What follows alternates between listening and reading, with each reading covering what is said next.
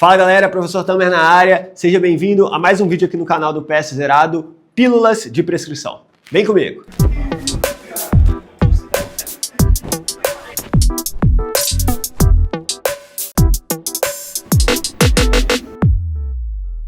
Tá bom, e se o paciente não tem a via oral preservada? Ou se a via oral ela não está sendo suficiente? O que eu faço?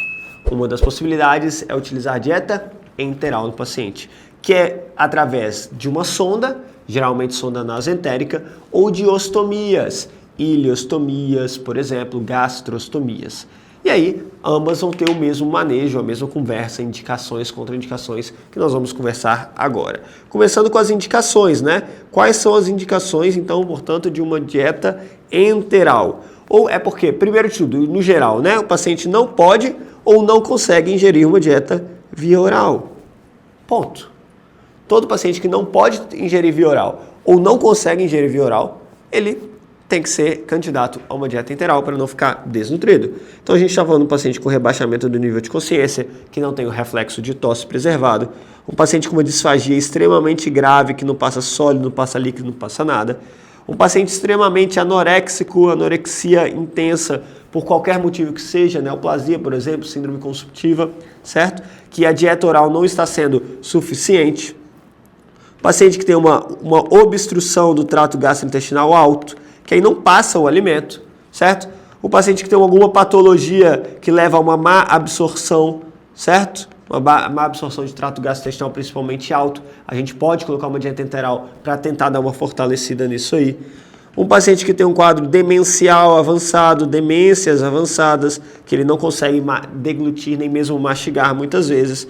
E lembrar também de quadros psiquiátricos graves, como, por exemplo, a depressão grave, que o paciente, apesar de ter tudo isso preservado, ele não quer, né, não pega, não sente vontade de comer. E muitas vezes o paciente precisa ser internado por uma desnutrição por conta desse quadro. E a gente, no primeiro momento, até controlar o quadro psiquiátrico, tem que entrar com uma dieta enteral. Mas cuidado, nem tudo são flores. Temos contraindicações absolutas relativas, mas em geral vamos falar de 4 aqui. A primeira é obstrução intestinal. E quando eu falo de obstrução intestinal, eu não estou falando só de obstrução intestinal por conta de um tumor, que aí seria obstrução intestinal mecânica, um tumor, um bolo de Ascaris, um volvo, uma intussuscepção, alguma coisa do tipo, tá? Mas eu estou falando também da obstrução intestinal metabólica.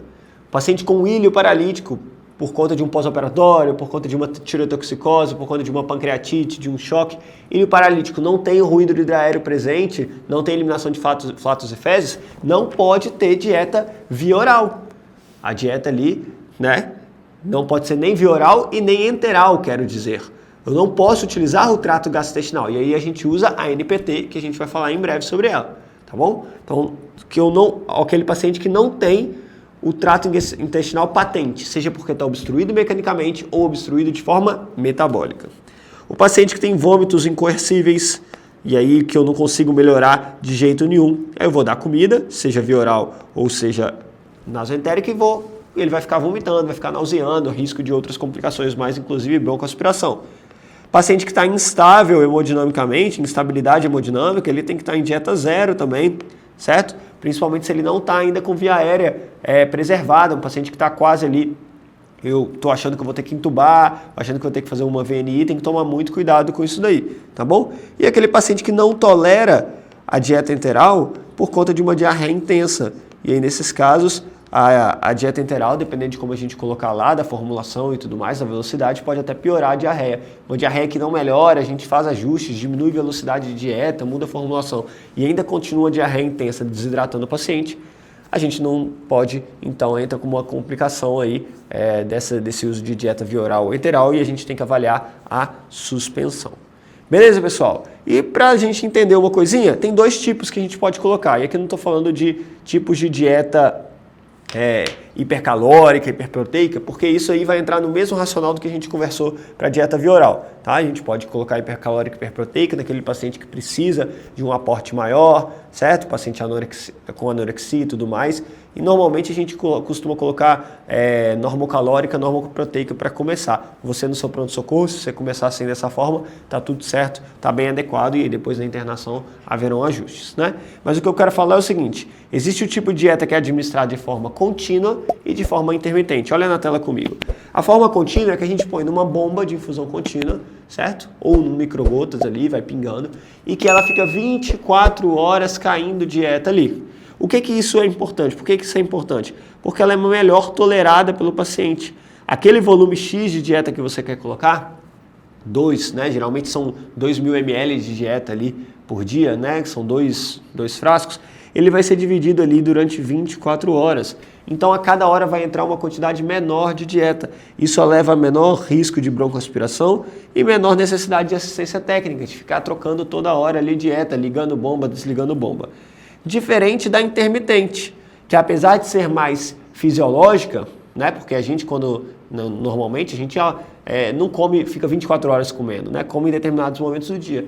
Apesar dela ser mais fisiológica, né? O paciente tem mais risco de broncoaspiração e mais risco e precisa de mais assistência técnica, porque toda hora a gente tem que ficar ligando, pausando, ligando, pausando, ligando, pausando. Geralmente faz ali 4 sessões de 500 ml, mais ou menos isso daí, tá bom? Vantagem dela, o paciente fica mais móvel, né? Tem melhor mobilidade, então no momento que ele não está entrando na dieta, ele pode andar sem ficar carregando ali o equipo e tudo mais, que muitas vezes é pesado, tá? Detalhe importante para a gente finalizar, cabeceira sempre elevada para a gente evitar risco de broncoaspiração ali, certo? Então tomar muito cuidado com isso e lembrar na hora de passar a sonda de auscultar e fazer um raio-x para ver se está no posicionamento correto. Só liberar a dieta se eu tiver certeza, através dessas técnicas, de que a sonda está no local correto no estômago.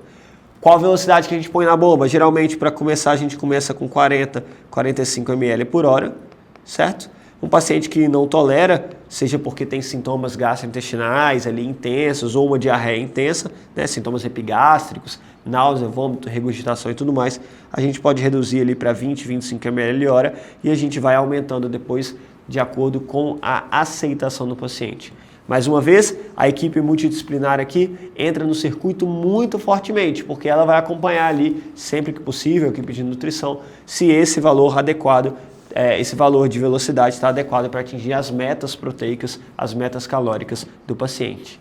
E olha na tela comigo aqui, para a gente finalizar, uma sonda bem passada dentro do estômago, olha o estômago aqui de azul, certo? Com a bolha gástrica aqui, né? Ó, o nível hidroaéreo, e olha aqui onde está, vou marcar aqui de vermelho, aonde está, né, a sonda, né? A sonda passou, ó, desceu certinho, retinho e atingiu lá o estômago. Agora, olha esse da direita aqui, o estômago está lá embaixo, ó, né? Aqui de novo, ó, o estômago, com o nível hidroaéreo.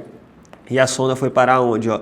Liberaram essa dieta sem checar onde estava essa sonda. A sonda foi lá para o brônquio direito, né? Caiu lá no pulmão e olha aqui que trágico que formou nesse paciente, né? É um paciente então que está com uma pneumonite por conta dessa dieta que caiu no estômago.